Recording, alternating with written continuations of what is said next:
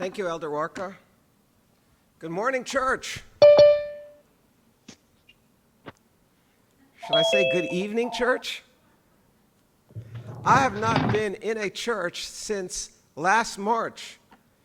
I've been spending my time going into God's second book, Nature, and zooming in here and there for church, but no physical church. So it's good to be with you today, and I know we have lots of friends that are joining via the internet, and we're so happy about that. So a couple things today. I may get emotional, I'm just going to warn you, because we're going to be sharing some testimony from some dear friends who have gone through COVID. So that's my first warning, and I don't have my usual pocket square here with me, but I got this mask that I can use. And then some housekeeping from the last time that I preached, maybe 2 cycles ago. It was following the January 6th insurrection at the Capitol. So I understand some of you had concerns about that. Oh, why are we talking about political issues? Well, guess what? If you look at prophecy, it's all political history, okay? And truth is not a relative thing. COVID-19 is not a hoax, and you're going to hear testimony today from 2 people who have struggled with COVID and overcome COVID. It is not a hoax. So truth is absolute. It is not relative. However, one's perspective on truth may be different from another's believer. And as long as it's sincere, there should be no issue.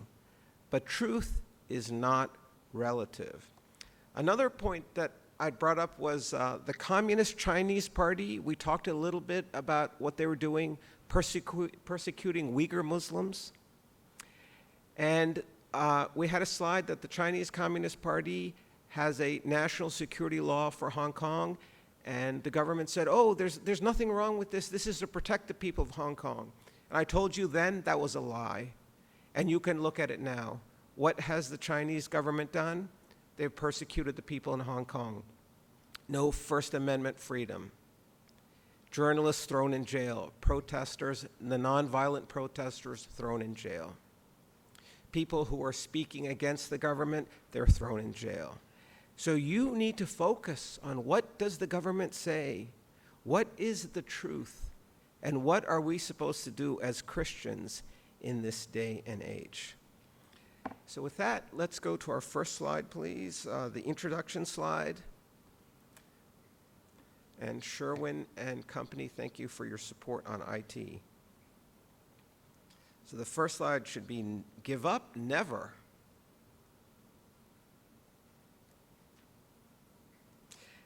So part of this title comes from my friend Jessie Gopalarao, that's a lady, and we'll hear from her testimony. And she suggested the second part of the title, where is God when your world is turned upside down? And then I put the first part together, give up? Never. Why should we give up? Christ made the ultimate sacrifice for us so that we, claiming his promises, can overcome. And there's a map of the world turned upside down. That's not the usual orientation that we have. And on the right, there's a chart showing the status of pandemic across the globe. So you'll see my friend Jessie Gopalarao, and her husband is a well-known preacher, Pratap, in our area. My friend Chieftain Watson is not an Adventist. He's one of my colleagues from the office, and you'll hear a little bit about his story. So Sherwin, our next slide with Winston Churchill. So this is a little small, but those of you at home can see it. So during World War II in 1940, France was struggling. The Nazis were occupying France. The English were under attack and were not sure that they could survive. Where was America in June of 1940? Well, we were here across the ocean, safe and secure, or so we thought. In 1940, June, the United States was neutral. Although we were aligned with the British and the French, we were neutral in the war. Who was on the other side? Church audience here. Who was on the other side of the war? So maybe the masks are preventing you from talking and thinking. Who was on the other side? The Germans, the Nazis. Adolf Hitler. Does any of this sound familiar? So in a dark hour, Winston Churchill told the House of Commons, which is part of the legislature in England, he had this famous speech. The British Empire and the French Republic, linked together in their cause and in their need, will defend to the death their native soil, aiding each other like good comrades to the utmost of their strength. Even though large tracts of Europe and many old and famous states have fallen or may fall into the grip of the Gestapo and all the odious apparatus of Nazi rule, we shall not flag nor fail. We shall go on to the end. We shall fight in France. We shall fight on the seas and oceans. We shall fight with growing confidence and growing strength in the air. We shall defend our island, whatever the cost may be.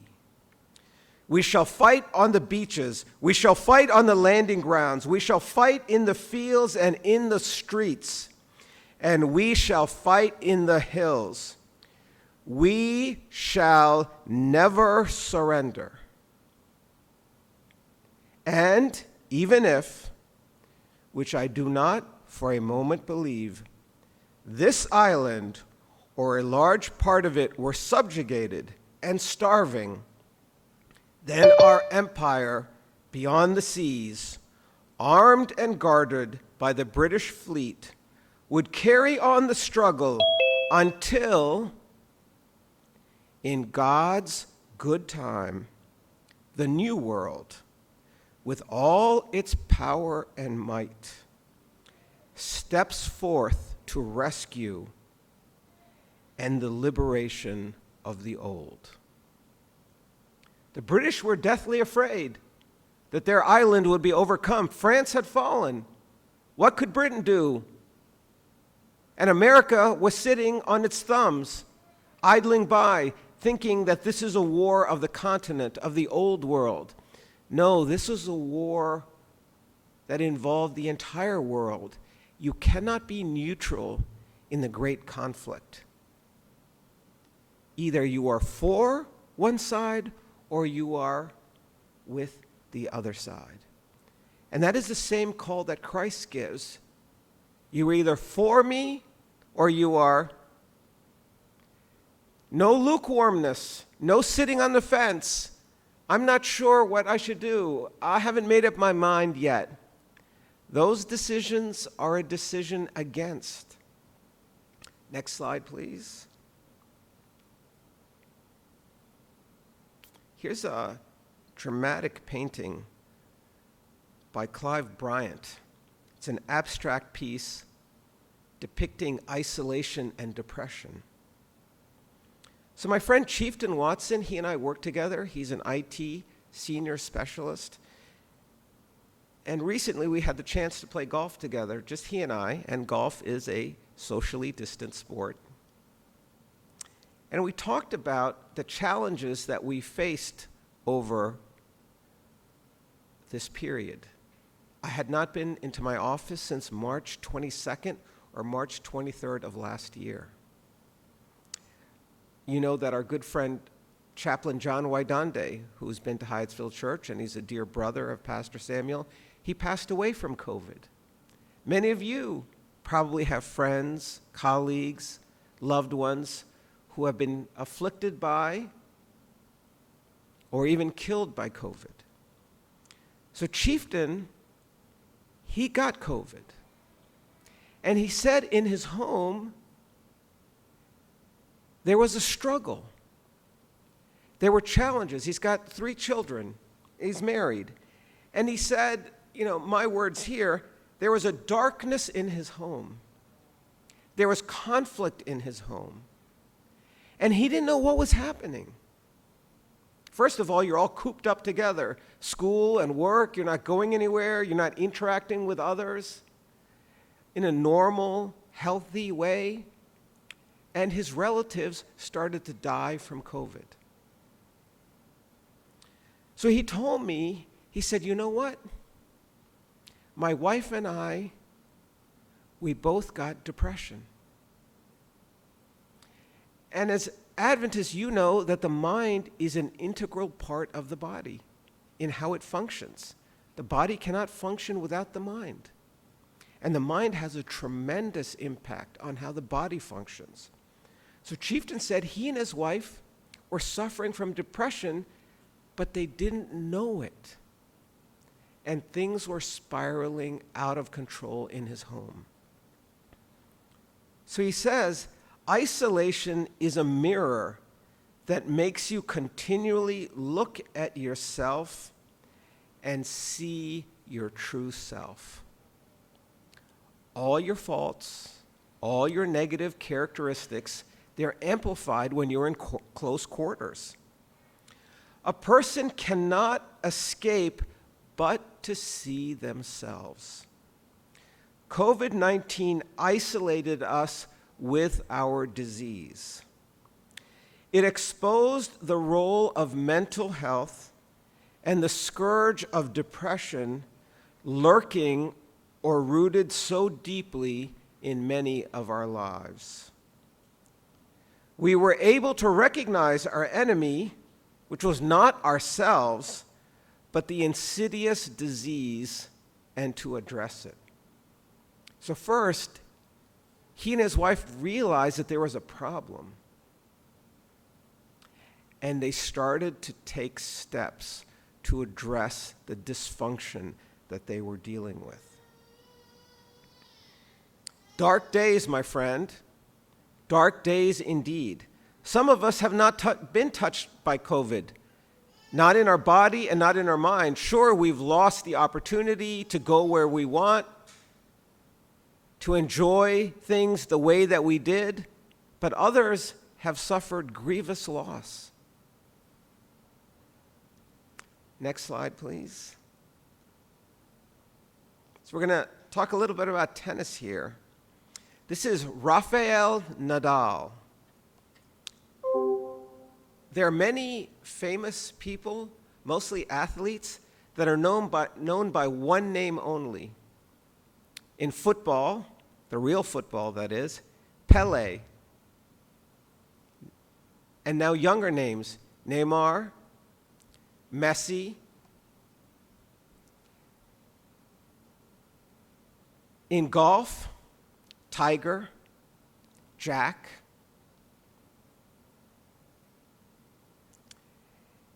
In American football, Brady,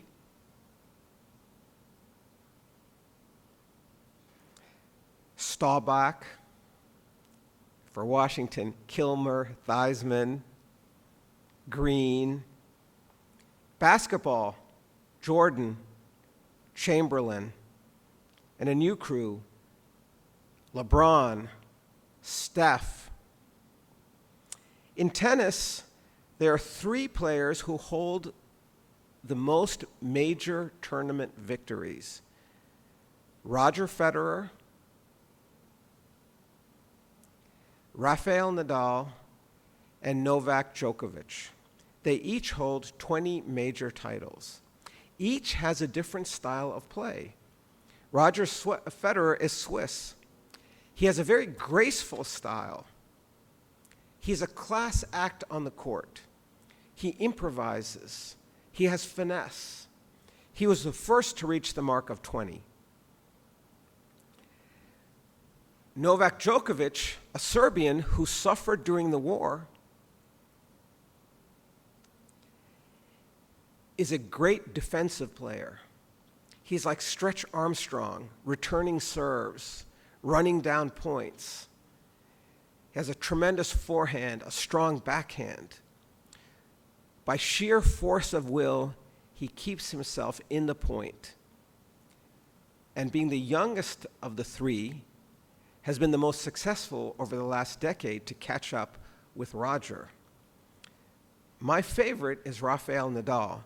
He came here to the City Open, a tennis tournament in DC, his first time to the city of Washington. And the crowd adored him. Rafa, Rafa, Rafa. And his signature call, he's a Spaniard from the island of Mallorca, is Vamos. And Elder Warka and Vanya and family know, Vamos, let's go. So here you see him in the picture with his left hand clenched in a fist, shouting, Vamos! And there in the top image, he's biting a trophy. That's the French Open. He has won the French Open an unprecedented amount of times. It's either 12 or 13 times. Unbelievable. So I bring Rafael Nadal to your attention because when he plays tennis, he fights for every single point. He does not lay off. He does not take it easy. He does not conserve his strength.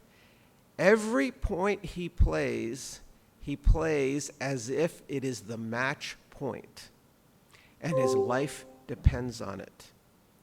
And his opponents know that he is tenacious, that he will never give up. If you want someone to fight for your life, if your life depended on it, you would want someone like Rafael Nadal, Rafa, fighting for you. Never give up, never surrender. Now, when I say give up, surrender, never, we need to be balanced about this. First of all, whatever your cause is, it needs to be principled. It needs to be right. If you are pushing a cause that is not right, you're considered obstinate, not someone who's resilient and who perseveres. Your cause must be a just cause. And let's go to Jesse's slide now.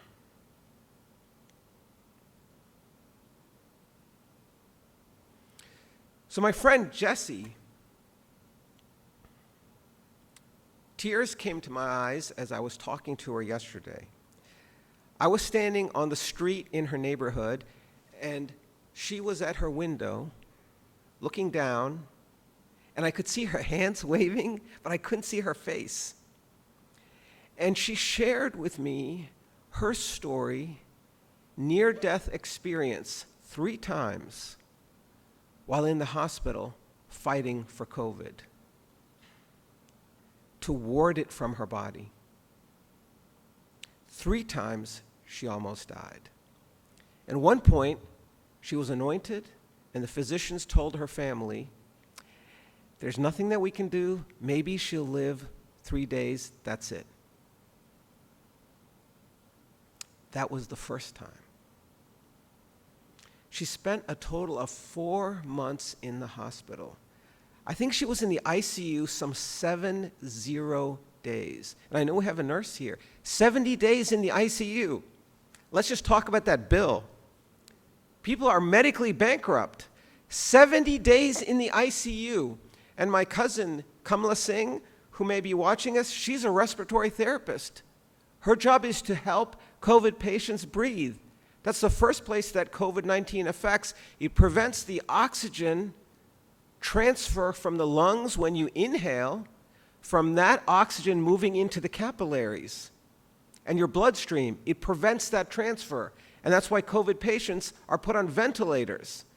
They get physically exhausted trying to breathe because they're breathing, but no oxygen is getting through the body. It's a bit like emphysema or asthma. You're gasping for breath, but the oxygen that's needed to keep yourselves alive, it's not getting through.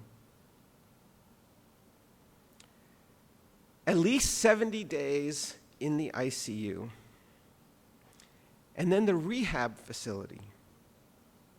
3 near-death experiences. So I asked Jessie, what lessons did you learn, if anything? And what would you share with fellow believers? And for the course of some 45 minutes from her window, she talked to me on the phone, and these are the points that she shared. And a little bit about Jessie, she's a nurse. She's got 2 grown kids who are professionals, who are extremely talented. She has a wonderful husband who is, as I said, he's a preacher in our local area. He's a medical professional. And Jessie is a lady with class, style, and grace, a very loving lady. So this is what she shared with me. Don't look back. Look to the future. She said, she told her family and she told the physicians, when she came out of her intubation, don't tell me what happened to me. Don't tell me what procedures I had. I don't want to know. So it's interesting, the text that Vanya read, Jessie said that she would repeat certain Bible texts, including Psalms 91. And she said Isaiah 43. I was not familiar with Isaiah 43. But in particular, she said Isaiah 43, verse 2. When thou passeth through the waters, I will be with thee. And through the rivers, they shall not overflow thee. When thou walkest through the fire, thou shalt not be burned, neither shall the flame kindle thee. And then what's interesting is I looked at the rest of the chapter. This is God speaking to the children of Israel, telling them how valuable they are, how He had created them, how He had called them out, how they are a special people to Him, and that how He will not forsake them so long as they kept their end of the covenant pact. In verse 1, but now thus saith the Lord, that created thee, O Jacob, and He that formed thee, O Israel. Fear not, for I have redeemed thee. I have called thee by thy name. Thou art mine. And although Jessie didn't point this out, I found this in verse 18 of Isaiah 43. Remember ye not the former things, neither consider the things of old. Don't dwell on the past. Look to the future. The past is over. We can learn lessons from the past, yes, but regret, remorse, negatives. Think on the positives. Think about what you're going to do, what you want to do, what God has in store for you. Not what you didn't do, or what you did that was wrong, or what mistakes that you made, or what regrets that you have. Not interested. It's in the past. We're moving forward. Don't let despair take root. And I'm sure Chieftain would echo this. Oh, look at me. Oh, why did this happen to me? What did I do to deserve this? Nothing. We didn't do anything to deserve this. Why did God test Job? Why did God allow Satan to test Job? Why was Job a pawn in that challenge? God's ways are not our ways. God allowed Satan to lay his hand, but not to kill Job. Lay his hand on him, kill his children, take his property, take his wealth, spare his life. So everything short of death, Job experienced. And yet, although his wife called for it, he did not curse God and die. Do not let despair take root in your life. Fight to live.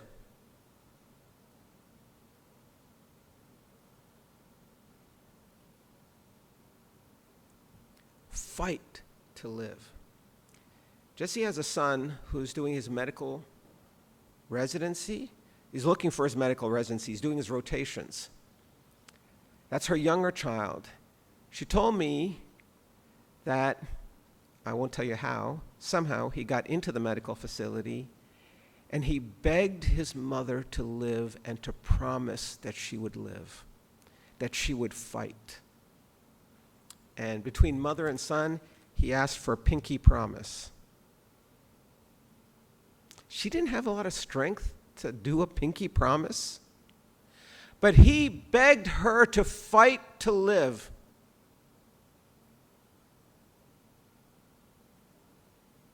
When it's so easy to give up.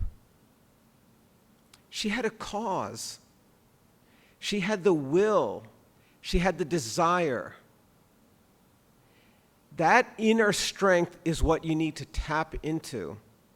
You know, my friend Bill, who may be watching, he also is not an Adventist. He was an Army Ranger. He went to the military academy at West Point. He retired from the military as a colonel in the Signal Corps. And when he went through the Ranger training, which is very rigorous, I asked him, what is the point of that training? Where you are in the desert, you're in the jungle, you're in the forest, you don't have enough sleep, you don't have enough nutrition, you're marching, you're trying to achieve an objective, and eventually your body gives out.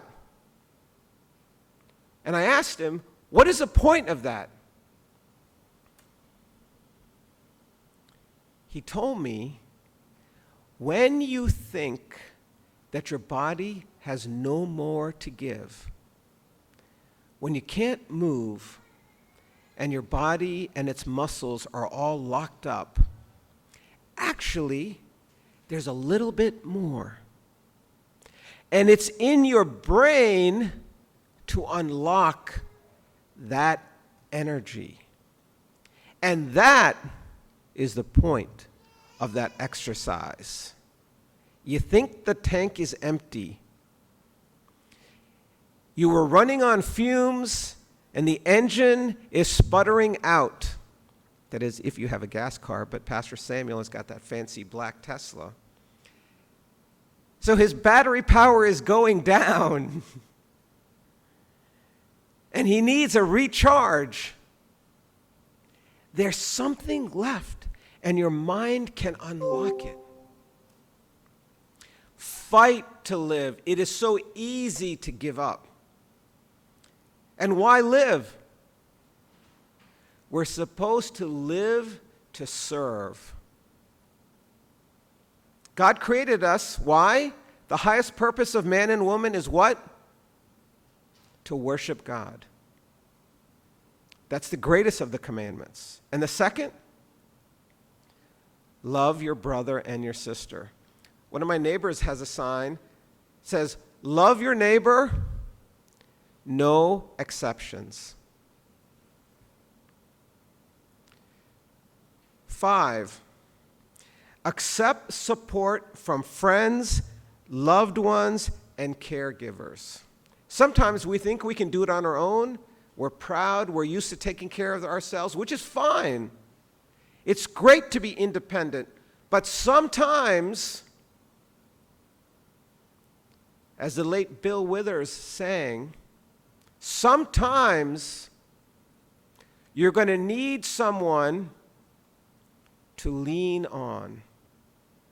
And he sings in that song, "Lean on me. When you're not strong, I'll help you to carry on." 6, you can overcome the many challenges that will follow.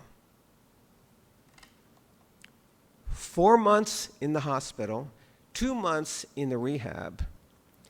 Do you think that my friend Jesse walked out of that rehab? We have a nurse here in effectively the front row.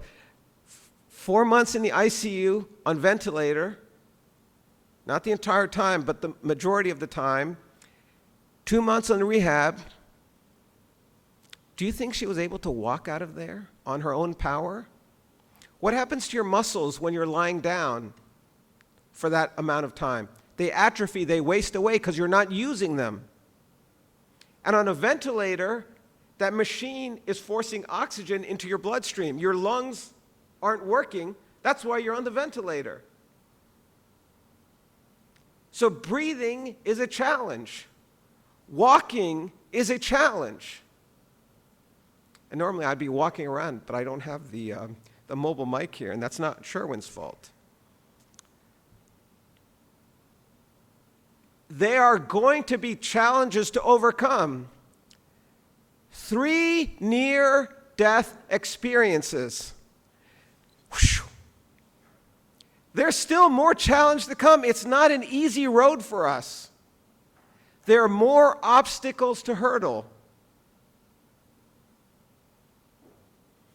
But God can and will use your experience to touch others.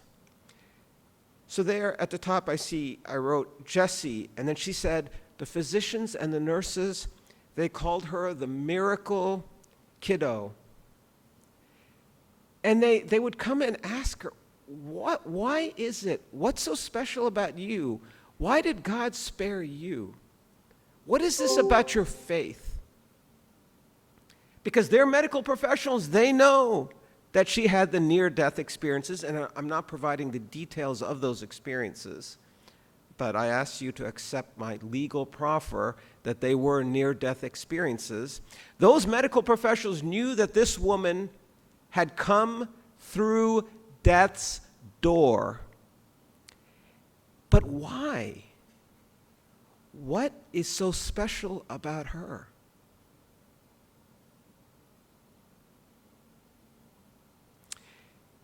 Jessie says that she's receiving calls from people all over the world, people that she doesn't know.